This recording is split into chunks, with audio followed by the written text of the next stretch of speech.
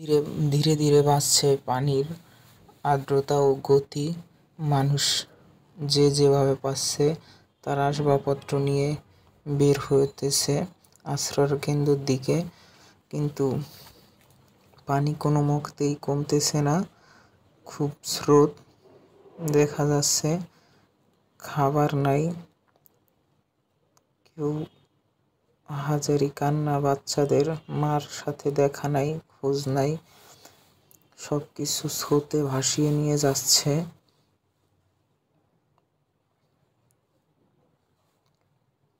এত স্রোত যে পুরো বাড়িটিকেই যে যে খসিয়ে নিয়ে গেল বলার মতো না। কেউ কেউ কিছু বাড়ি থেকে বের করতে পারতেছে, বাকিরা সবাই যারা অসুস্থ তাদের আত্মীয় স্বজনরা তাদের হেল্প করতেছে, তাদেরকে বের করে নিয়ে আসতেছে। আপনারা দেখতেছেন এখানে একজন তার স্বামীকে খুঁজে পাচ্ছে না, কান্নাকাটি করতেছে। এত স্রোত যে দালানগুলোকেও ভেঙে ফেলতেছে, খুব স্রোত,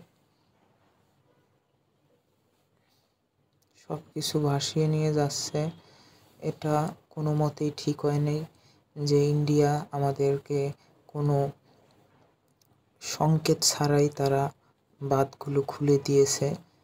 বাঁধগুলো খুলে দিয়ে এখন আমাদের নোয়াখালী, ফেনী, কুমিল্লা এগুলো সব তলিয়ে যাচ্ছে। খুব দুঃখজনক।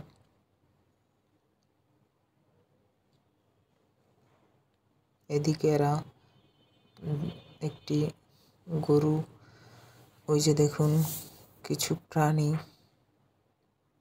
এই যে উনি কিছু খাবারের সন্ধানে যেগুলো এরা এক দ্বীপের উপরে উঠা বসে রয়েছে।